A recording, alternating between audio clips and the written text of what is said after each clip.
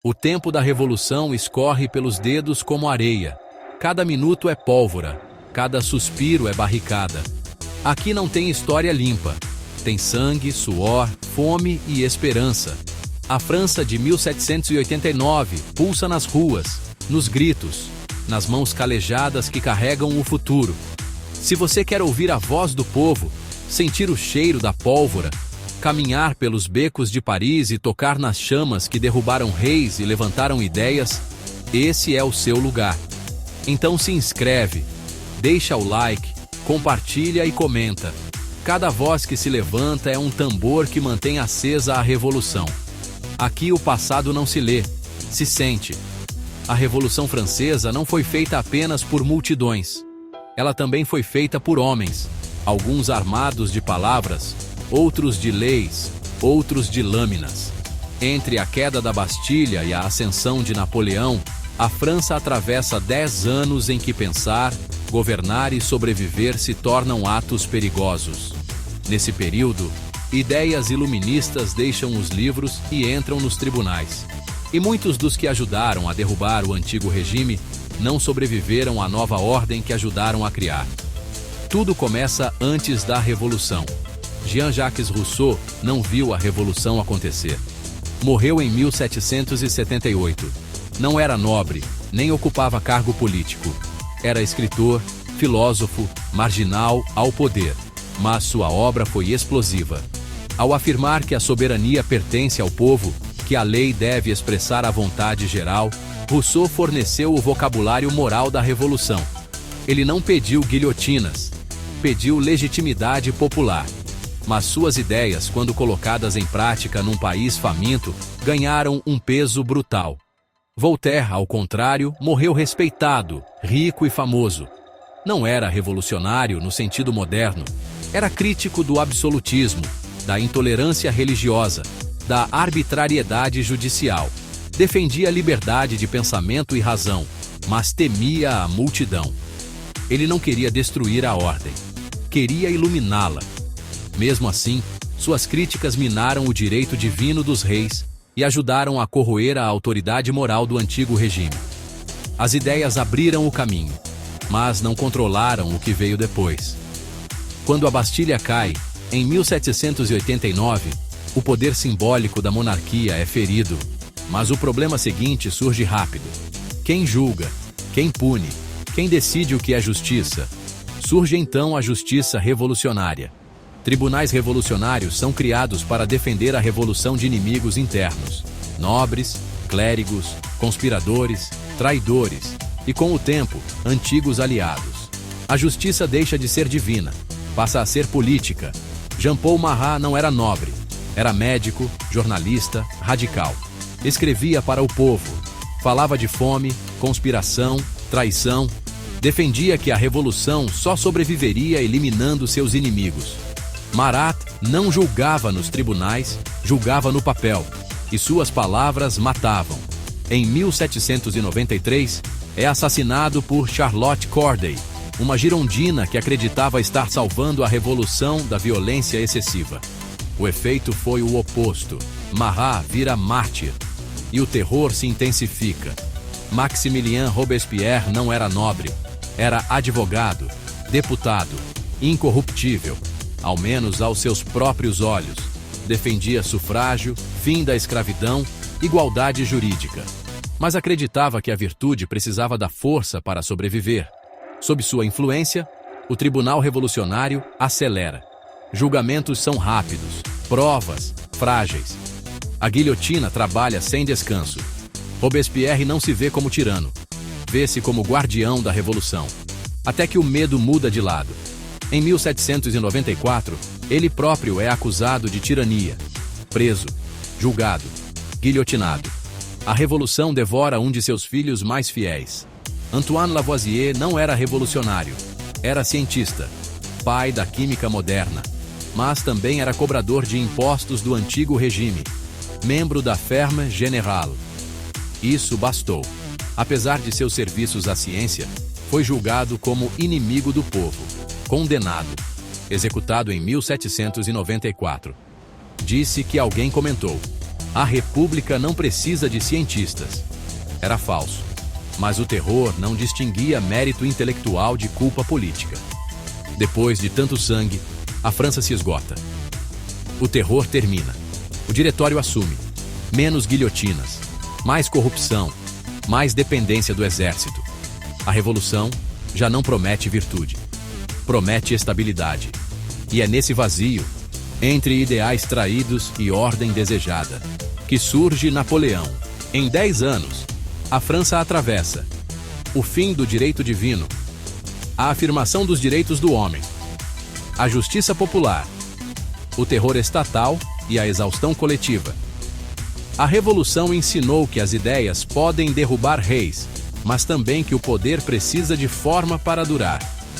Napoleão não nega a Revolução, ele a encerra, não com palavras, mas com organização, exército e silêncio. E assim, entre livros, tribunais e lâminas, a França aprende que mudar o mundo tem um preço, e quase sempre ele é pago pelos próprios revolucionários. Antes de 1789, a Revolução Francesa foi precedida por uma profunda crise social e econômica na França, marcada por sucessivas crises agrícolas, geadas severas e aumento no preço do pão, elemento central da alimentação popular. Em uma sociedade ainda majoritariamente rural e pré-industrial, tais fatores produziram fome estrutural e miséria disseminada.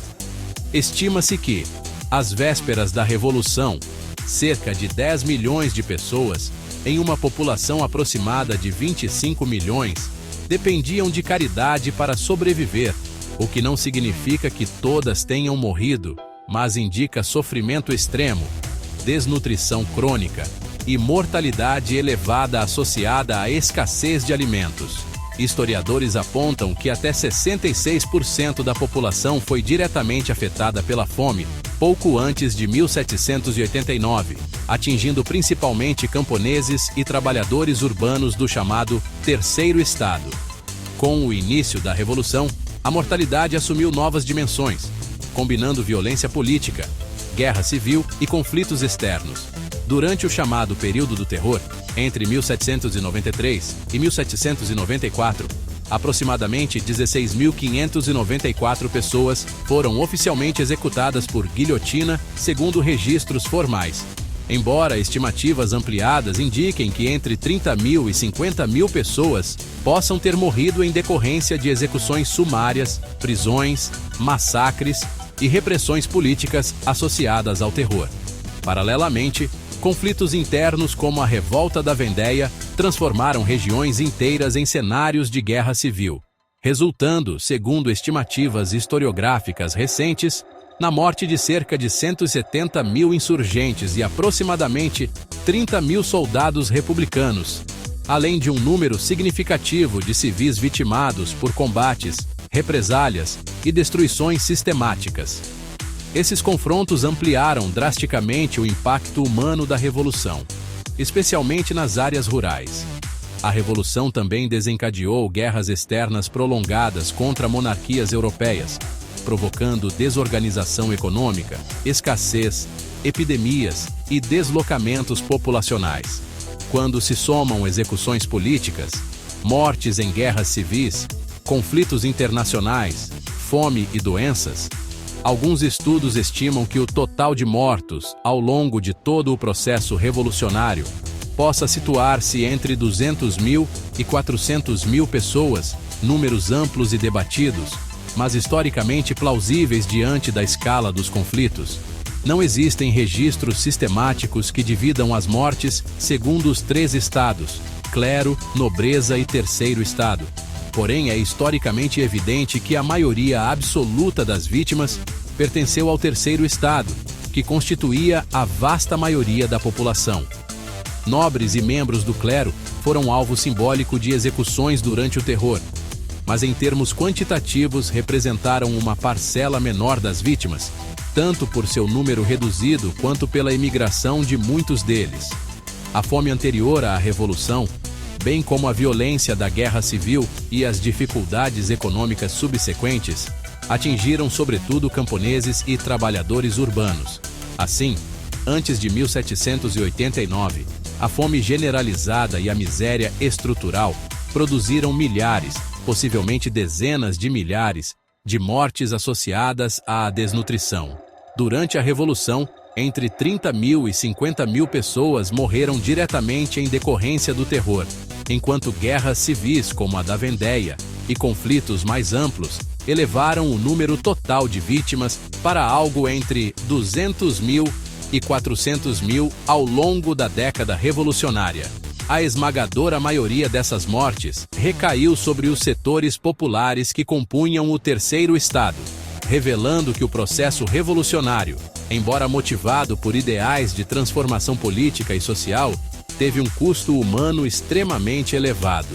Antes de 1789, a França ainda se sustentava sobre uma ideia antiga. O poder vinha de Deus, passava pelo rei e descia em ordens rígidas até o povo. O antigo regime não era apenas um sistema político, era uma visão de mundo. O rei governava por direito divino, a nobreza possuía privilégios herdados, o clero mediava o sagrado, e o terceiro estado sustentava tudo com trabalho, impostos e silêncio. Mas esse mundo começava a rachar. Durante o século XVIII, as ideias do iluminismo circulavam entre livros, cartas e salões. Rousseau falava de soberania popular. Voltaire atacava a intolerância e o absolutismo.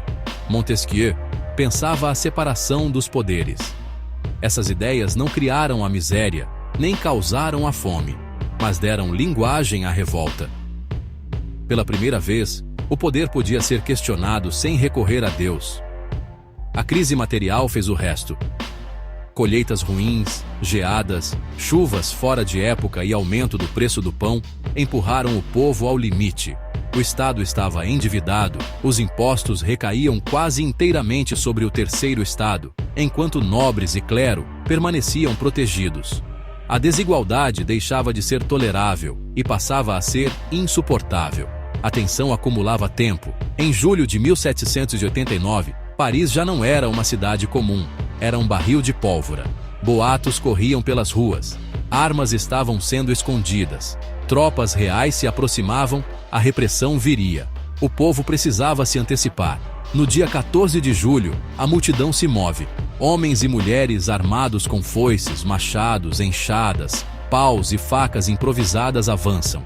Não são soldados profissionais. São artesãos, trabalhadores, camponeses recém-chegados à cidade.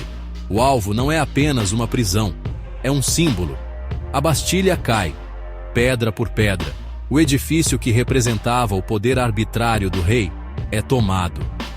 Poucos prisioneiros são libertados, mas isso não importa. O gesto vale mais que o resultado.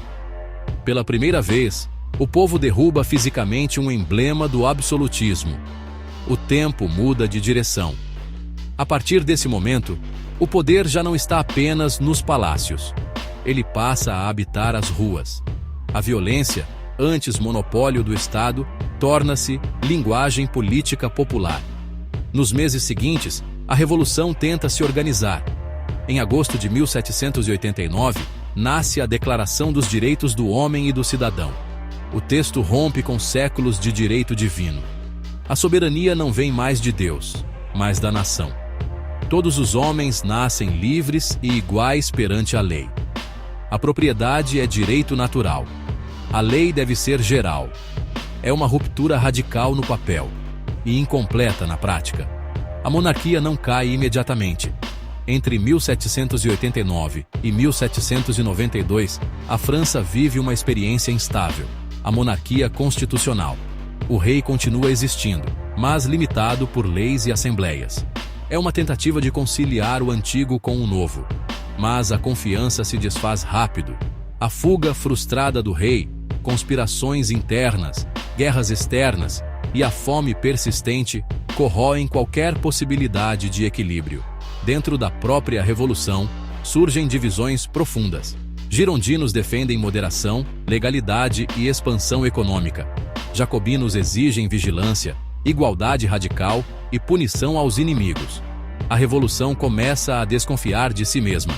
Em 1792, a monarquia é definitivamente derrubada. A França se torna uma república.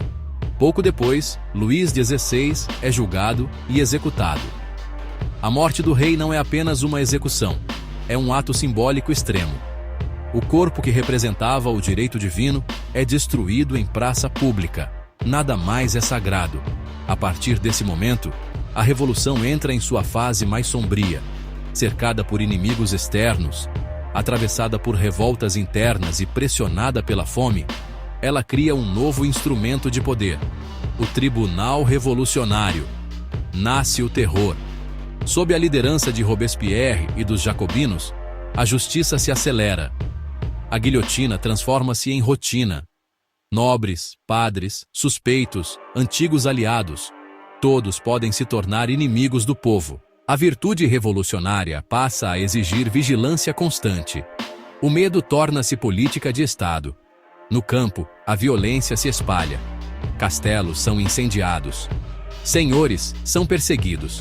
Antigas hierarquias são ajustadas à força. Em algumas regiões, o povo acerta contas acumuladas por gerações.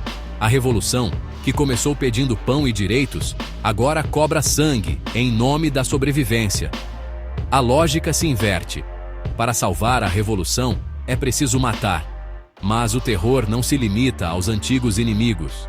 Ele devora seus próprios criadores. Divergências internas passam a ser tratadas como traição.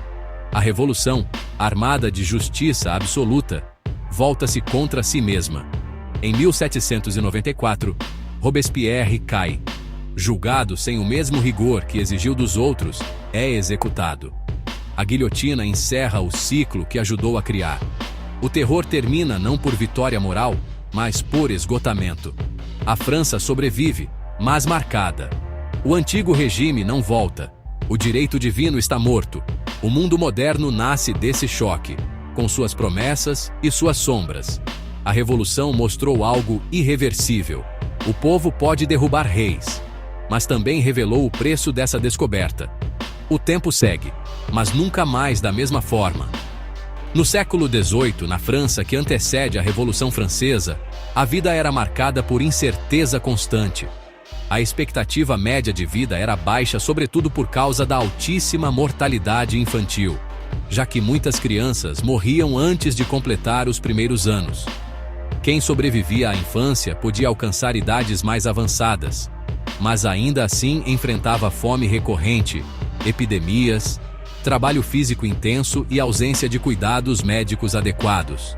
Viver significava atravessar sucessivos riscos. Nesse contexto, o tempo de vida era percebido como frágil, e essa fragilidade alterava a relação com o perigo e com a mudança. Pois quando o futuro é incerto, o risco da revolta pode parecer menos assustador do que a certeza da miséria. Não existia qualquer índice moderno de desenvolvimento humano, mas os sinais sociais eram evidentes: baixa escolarização, acesso limitado a cuidados de saúde, saneamento quase inexistente e renda instável para a maioria. Médicos eram raros e caros. Alimentos variavam conforme as colheitas e doenças se espalhavam com facilidade. Essa condição não era apenas resultado de escassez econômica, mas de uma organização social típica do antigo regime, que concentrava privilégios no topo e deixava grande parte da população sem proteção. Quando a desigualdade deixa de parecer natural e começa a ser percebida como construída por um sistema injusto, nasce o impulso de transformá-lo. O corpo do trabalhador do século XVIII era resultado direto das condições materiais de existência. Camponeses começavam a trabalhar ainda crianças, carregando peso, enfrentando frio, chuva e jornadas prolongadas. A alimentação insuficiente e o esforço contínuo produziam corpos mais baixos, mais magros e envelhecidos precocemente. A desigualdade não se manifestava apenas nas leis ou nos impostos, mas na própria constituição física das pessoas. O corpo popular tornava-se registro vivo da exploração, carregando nos músculos e nas cicatrizes a marca da estrutura social. Não havia legislação trabalhista, descanso garantido ou qualquer tipo de seguro contra acidentes. Adoecer podia significar perder o sustento e, consequentemente, passar fome.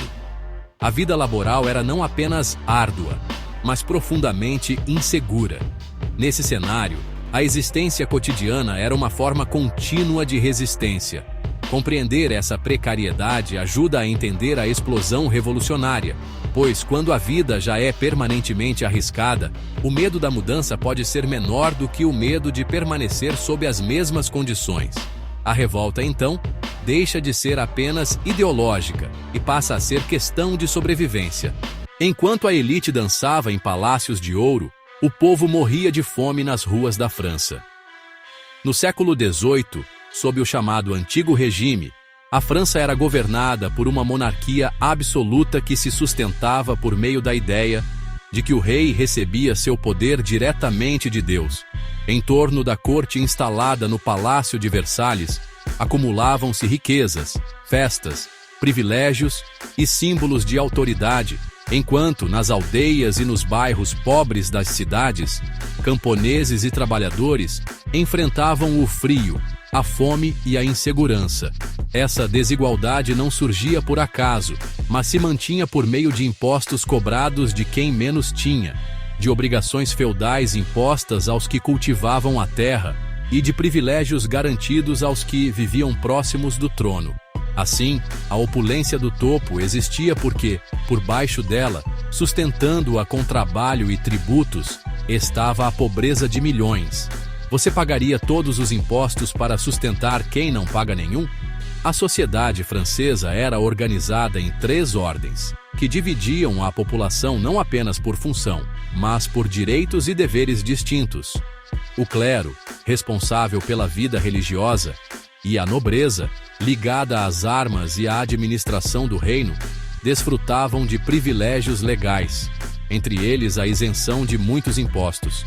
Já o chamado Terceiro Estado, composto por camponeses, artesãos, trabalhadores urbanos e também pela burguesia, carregava o peso fiscal que mantinha o Estado funcionando. Por meio dessa divisão institucionalizada, a desigualdade deixava de ser apenas social e se tornava jurídica, pois a própria lei tratava de forma diferente aqueles que pertenciam a cada ordem. Dessa forma, o desequilíbrio era reforçado não só pela economia, mas pelo próprio sistema político. E se o governante dissesse que manda porque Deus quis? No coração do antigo regime estava a doutrina do direito divino dos reis, segundo a qual o monarca governava não por escolha do povo, mas por vontade de Deus.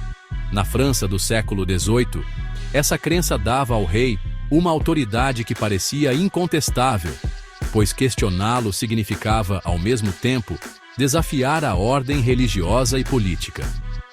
Ao concentrar em si o poder de legislar, julgar e governar, o soberano tornava o sistema praticamente intocável. Contudo, quando a escassez de alimentos se espalhou pelas cidades e pelos campos, e quando o pão se tornou raro e caro, a legitimidade sagrada começou a ser corroída pela necessidade material, pois a fome enfraquece até mesmo as ideias mais consolidadas. A Revolução Francesa não começou com discursos, começou com fome. Nos anos que antecederam a Revolução Francesa, sucessivas geadas, chuvas irregulares e colheitas perdidas reduziram drasticamente a produção agrícola. Como o pão era a base da alimentação popular, qualquer diminuição na oferta de grãos provocava aumento imediato de preços. Por meio dessa cadeia de acontecimentos, do clima adverso à colheita fraca, da escassez ao encarecimento, a crise econômica atingia primeiro os mais pobres, que gastavam grande parte do que ganhavam apenas para se alimentar. Antes de ler tratados filosóficos, o povo sentia no próprio corpo o peso da crise. Assim, a necessidade concreta transformava o descontentamento difuso em revolta palpável. As ideias não causam revoluções sozinhas, mas ensinam como derrubar um rei. Ao longo do século XVIII, pensadores como Jean-Jacques Rousseau e Voltaire criticaram o absolutismo, a desigualdade perante a lei e a autoridade baseada no direito divino. Por meio de livros, panfletos e debates, Essas ideias circularam entre setores letrados da sociedade, especialmente na burguesia urbana. Embora não tenham criado a fome nem provocado diretamente a crise econômica, forneceram linguagem e argumentos para interpretar a injustiça. Quando a escassez se agravou e a tensão aumentou, já existiam palavras como liberdade, igualdade e soberania popular para nomear aquilo que antes era apenas sofrimento silencioso. Um palácio pode cair porque um camponês não tem pão. Enquanto, no Palácio de Versalhes, realizavam-se festas, cerimônias e rituais que exibiam o esplendor da monarquia, nos campos franceses predominavam a precariedade, a dependência das colheitas e o peso das obrigações feudais. Por meio desse contraste constante entre luxo e carência, formou-se um abismo simbólico que transformou o palácio em imagem concreta de injustiça. A distância física entre o rei e o povo tornou-se também distância política e emocional. Assim, o espaço que representava o poder passou a representar, aos olhos de muitos, o excesso sustentado pelo sofrimento alheio. A revolução começou nas conversas de bar. Antes que os grandes acontecimentos tomassem as praças, a tensão circulava pelas tavernas, pelos mercados e pelas ruas. Por meio de conversas, canções, boatos e relatos de injustiças, a política deixava de ser assunto exclusivo da corte e dos salões aristocráticos, e passava a integrar o cotidiano das pessoas comuns. Ao compartilhar experiências de fome, de impostos pesados e de arbitrariedades, o povo construía uma consciência coletiva. Dessa circulação oral de ideias e indignações, nasceu um ambiente no qual a crítica ao poder se tornava cada vez mais frequente e mais ousada. Antes da Revolução, tudo parece normal, até deixar de ser. À primeira vista, o antigo regime parecia sólido, sustentado por tradições antigas e por instituições consolidadas. No entanto, por baixo dessa aparência de estabilidade, acumulavam-se a dívida crescente do Estado, os impostos desiguais, a crise de abastecimento e o desgaste da imagem do rei. Por meio dessa combinação de fatores econômicos, sociais e simbólicos, formou-se uma tensão contínua que não explodiu de imediato, mas se intensificou gradualmente.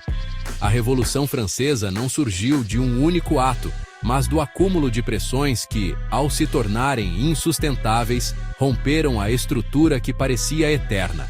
Enquanto a elite dançava em palácios, o povo passava fome nas ruas. Isso nunca termina bem.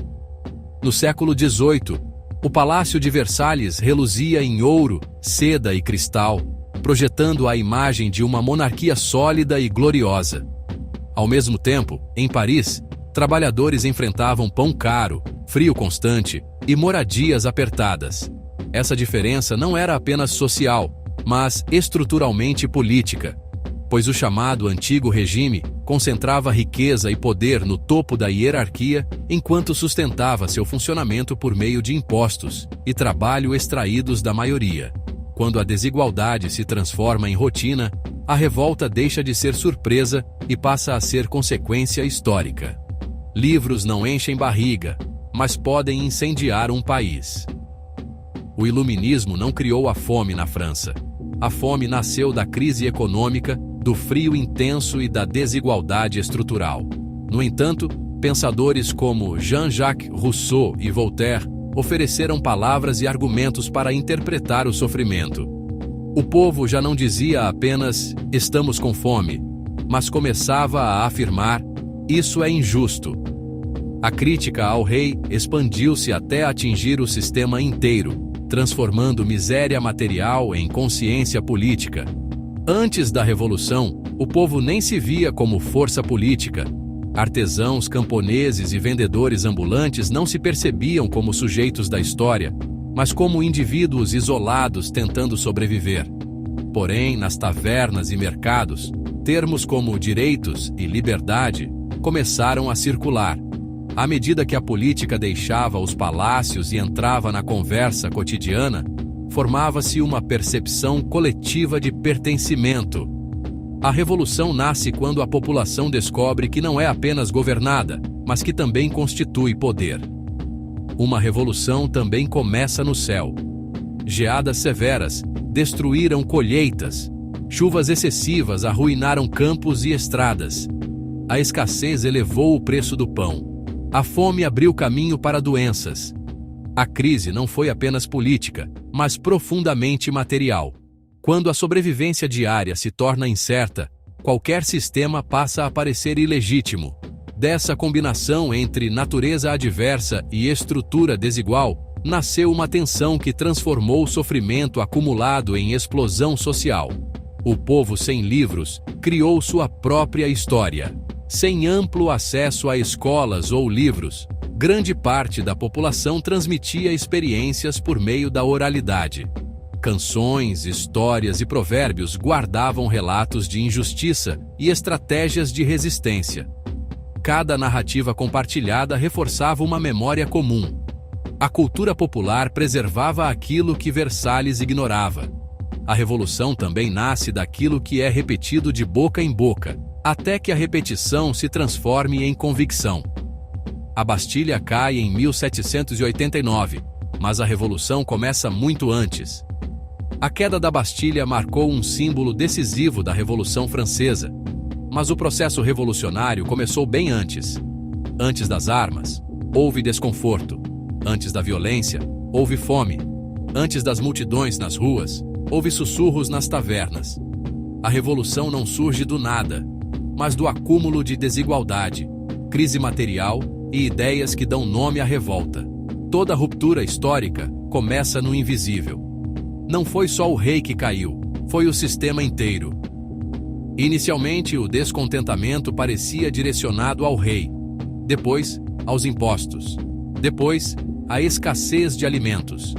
Gradualmente, tornou-se evidente que o problema era o próprio antigo regime, com sua monarquia absoluta, seus privilégios nobiliárquicos e sua desigualdade perante a lei. A revolução não pretendia apenas substituir o topo, mas desestruturar o modelo que sustentava privilégios. A crítica deixou de ser pessoal e tornou-se sistêmica. Dois mundos no mesmo país não convivem para sempre. De um lado, Versalhes simbolizava luxo e silêncio controlado. De outro, Paris e o campo expressavam fome e inquietação. Quando a distância entre esses mundos se amplia além do suportável, a sociedade entra em colapso. A Revolução Francesa representa o choque entre quem vivia no excesso e quem vivia no limite. Quando o limite é ultrapassado, o sistema não se ajusta, ele se rompe. A Revolução Francesa não foi apenas um levante popular, nem apenas um debate filosófico. Ela foi o choque violento entre ideias antigas e corpos novos, entre livros e ruas, entre palavras e lâminas. Antes de 1789, os pensadores já haviam preparado o terreno. Rousseau questionou a legitimidade do poder herdado e afirmou que a soberania pertencia ao povo. Voltaire atacou o fanatismo, a intolerância e o absolutismo, defendendo razão e liberdade de pensamento. Montesquieu propôs a separação dos poderes. Essas ideias não derrubaram a Bastilha, mas deram sentido à sua queda. Quando a revolução começa, os filósofos já não estão no centro. Agora, são os homens da ação que assumem o palco. Jean-Paul Marat fala diretamente ao povo. Médico, jornalista, radical. Escreve para os pobres, acusa traidores, exige punições. Vive escondido, doente, perseguido. Sua morte na banheira o transforma em mártir da Revolução Popular. Maximilien Robespierre surge como o homem da virtude. Advogado sem origem nobre, acredita que a república só sobreviverá se for moralmente pura. Para ele, liberdade sem virtude leva à corrupção. Virtude sem força leva à derrota. O terror, em sua visão, é uma justiça severa, mas necessária. Georges Danton representa outra face. Orador poderoso, popular, pragmático. Defende a revolução, mas teme que ela se devore. Quando pede moderação, é acusado de traição. Termina na guilhotina, como tantos outros. A revolução começa a se dividir. Os girondinos acreditam numa revolução legal, constitucional, descentralizada. Defendem liberdades civis, propriedade, comércio e expansão externa. Temem o poder das massas e o radicalismo urbano. Muitos vêm da burguesia provincial. Governam com palavras, não com multidões. Os jacobinos, ligados a Paris e aos sans-culottes, veem a revolução como guerra permanente.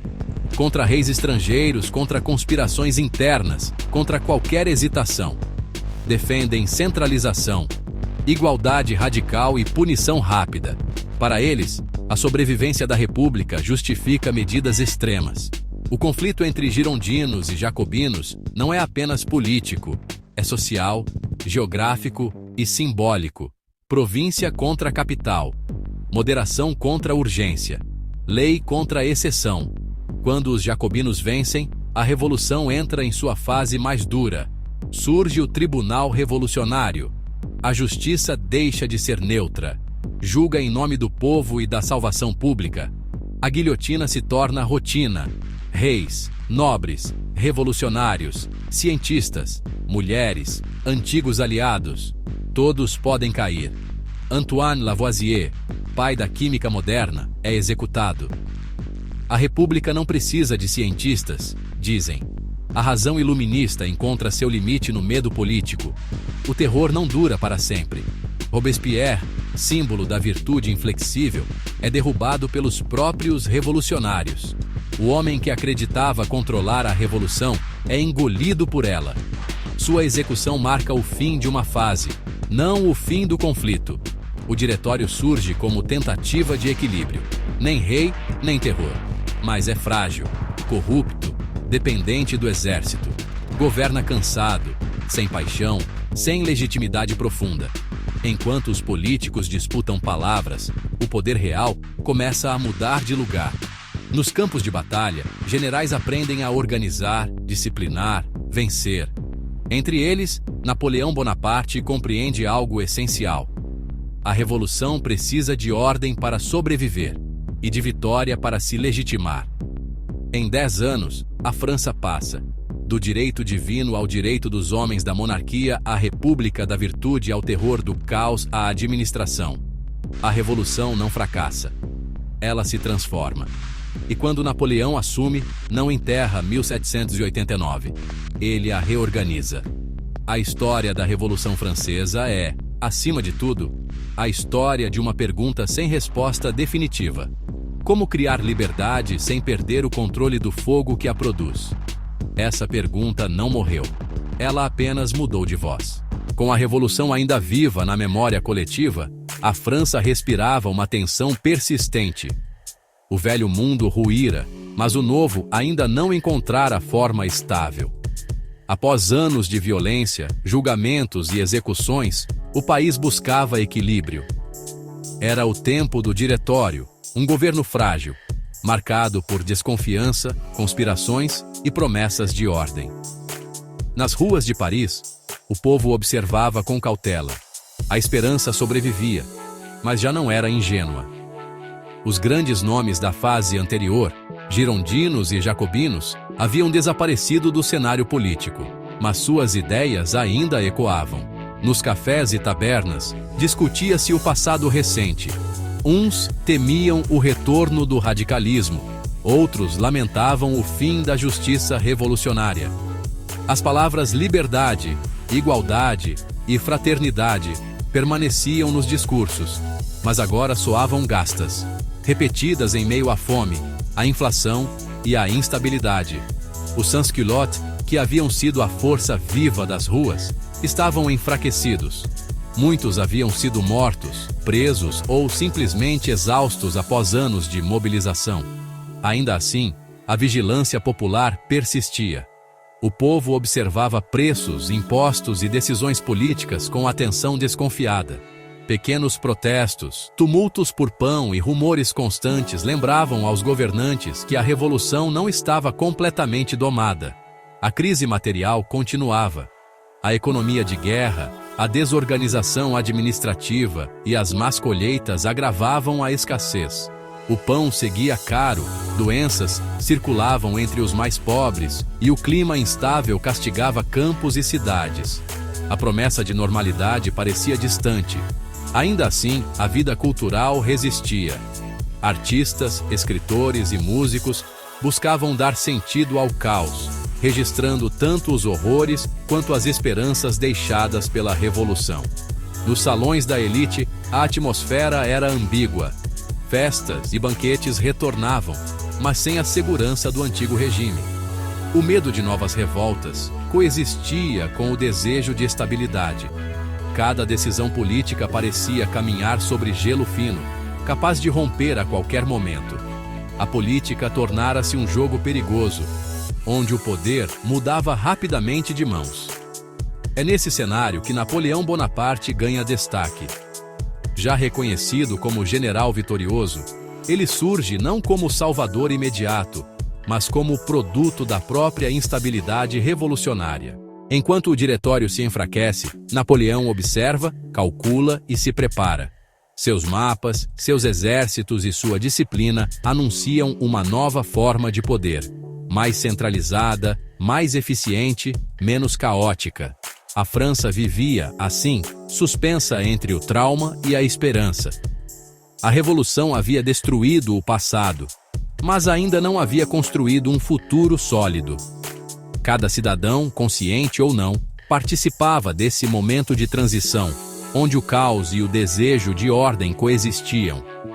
No horizonte, desenhava-se uma nova era, não mais de reis absolutos, nem de multidões soberanas, mas de um Estado moldado pela guerra, pela lei e pela ambição. Assim se encerra este capítulo. Uma França cansada, inquieta e expectante, à beira de uma transformação decisiva. O diretório vacila, o povo resiste, e a sombra de Napoleão começa a se alongar sobre a história. Revoluções não começam com ideias, começam quando o pão some. Às vésperas da Revolução Francesa, a França atravessava uma crise profunda, marcada por impostos pesados, desemprego crescente e escassez de alimentos. Nas ruas, o cheiro do pão raro e caro fazia parte da experiência diária, lembrando constantemente a fragilidade da sobrevivência. Por meio do aumento dos preços e da redução das colheitas, a crise material transformava o sofrimento privado em tensão coletiva. Quando sobreviver se torna incerto, a obediência deixa de parecer natural e o respeito à ordem começa a se desfazer. Enquanto Versalhes brilhava, Paris escurecia. Sob o antigo regime, o esplendor da corte concentrava-se no Palácio de Versalhes, onde cerimônias, rituais e festas reforçavam a imagem de estabilidade e grandeza. Ao mesmo tempo, em bairros apertados de Paris e em vilas espalhadas pelo reino, famílias viviam em casas mal aquecidas, enfrentando frio, fome e incerteza. Por meio dessa distância física e simbólica entre corte e ruas, formava-se um abismo social que alimentava ressentimento. Dois mundos coexistiam dentro do mesmo país, ligados por impostos e obrigações, mas separados por privilégios e oportunidades. A Revolução começou sendo sussurrada.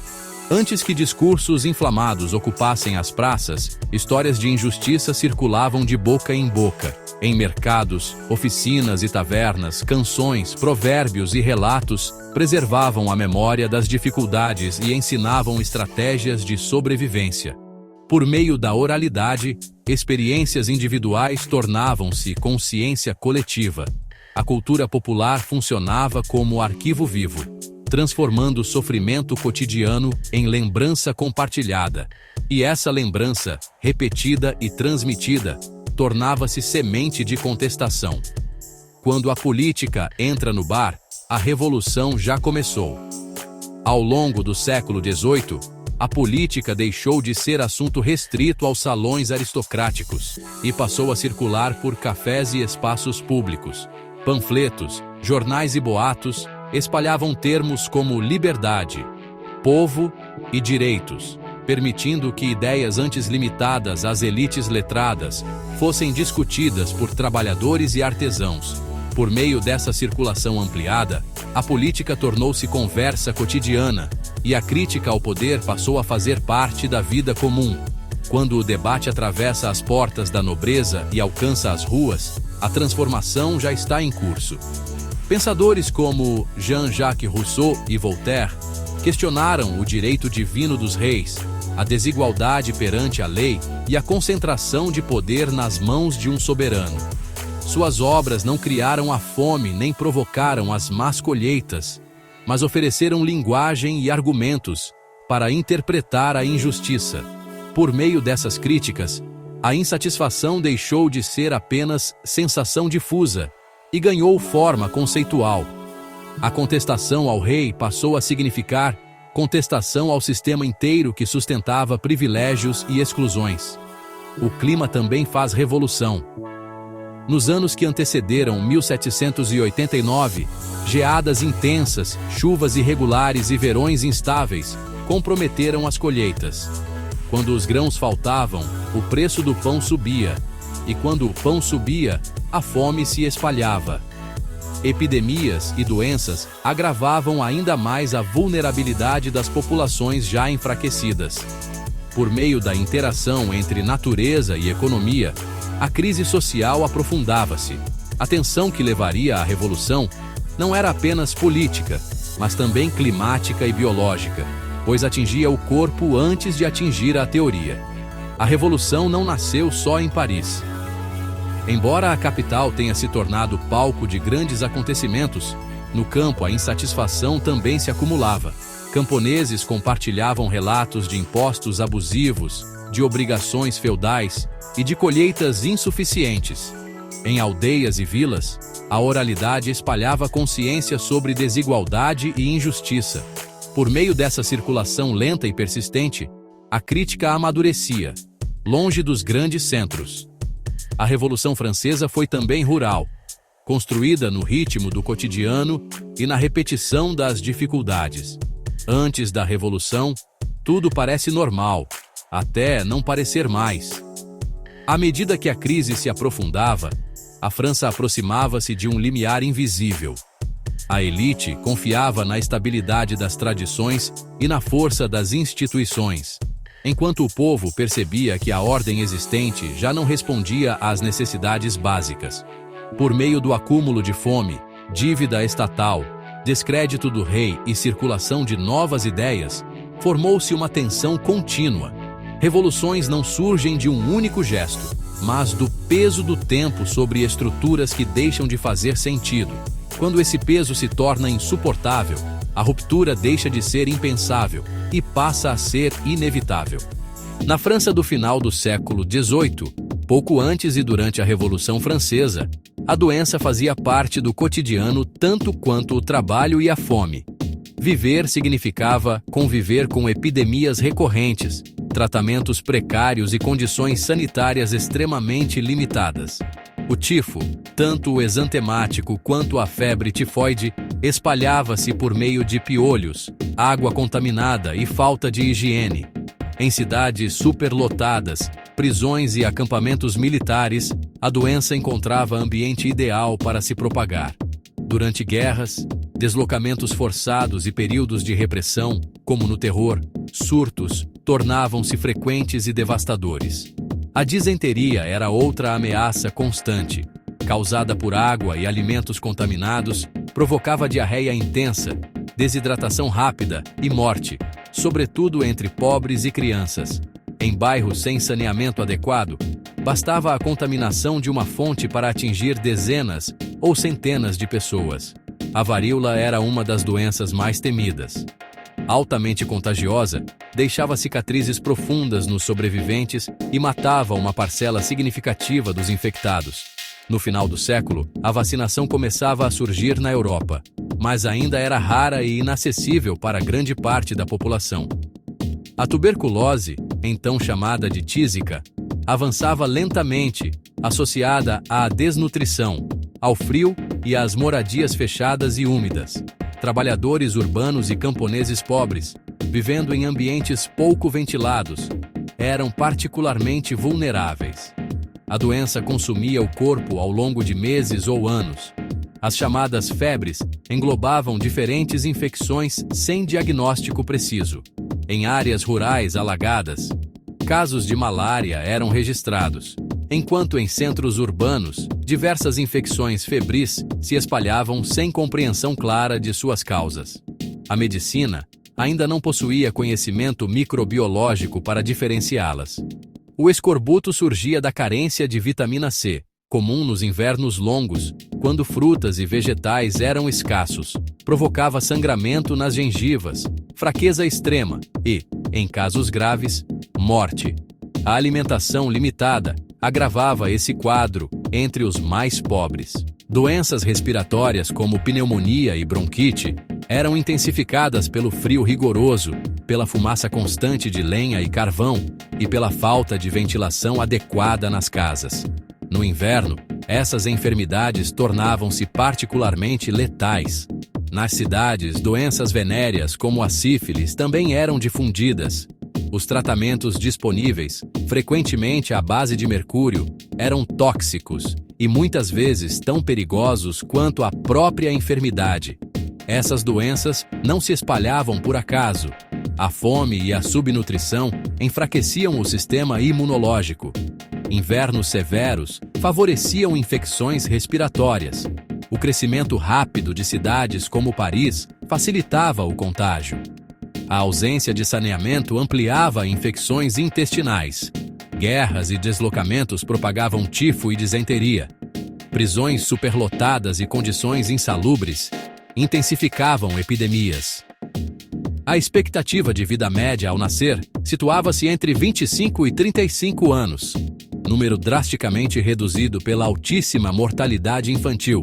Quem ultrapassava a infância podia viver mais tempo, mas enfrentava um cotidiano de trabalho pesado, alimentação insuficiente e exposição contínua a doenças. O corpo era permanentemente ameaçado. Na França da Revolução, o inimigo não era apenas o rei, eram a fome, o frio e a doença, que moldavam a experiência de viver e explicam por que a ruptura política emergiu de um mundo em que sobreviver já era um desafio diário. A Revolução Francesa não nasce de ideias abstratas apenas. Ela nasce de corpos cansados, de vidas curtas, de uma estrutura que fazia da desigualdade algo natural. Num mundo onde o tempo era frágil e o trabalho moldava o corpo pela fome e pelo peso, revoltar-se não era loucura. Era uma resposta à própria condição de existir. Quando viver já era resistir, mudar deixava de ser o maior risco. Aqui, em A Voz da Ampulheta, a história não é só datas e eventos. É carne, tempo e estrutura. É entender como o poder escreve no corpo e como, em certos momentos, o corpo responde. Porque quando o tempo aperta, a ampulheta vira.